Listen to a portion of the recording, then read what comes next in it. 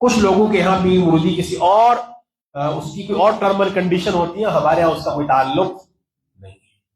کہ آپ کے گھر کوئی پیر صاحب آئے اور پھر آپ کی بہن بھی اس کے سامنے بیٹھے اور آپ کی ماں بھی اس کے سامنے بیٹھے، اور بہت سارے نالائق اپنی بہن بیٹیوں سے ان پیروں کے پاؤں دبواتے ہیں. شریعت میں اس کی کوئی گنجائش نہیں، چاہے وہ اپنے زمانے کا کہنے کے اعتبار سے قطب ہی کیوں نہ ہو. جو حرام ہے تو وہ سب کے لیے حرام.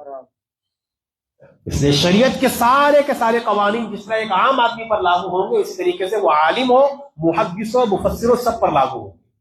کتنا ہی کوئی متقی کیوں نہ ہو، جس طرح ایک عام آدمی کے لیے کسی کو دیکھنا جائز نہیں، کسی کی بہن بیٹی کو، تو اس کے لیے بھی دیکھنا جائز نہیں. وہ یوں کہے کہ میں تو بہت متقی ہوں لہٰذا مجھے کسی چیز کا ڈر نہیں، بالکل غلط بات. اس لیے اس کو کہتے ہیں شیخ کامل کے فیض کو دیکھو رند کو بھی سوار دیتا ہے.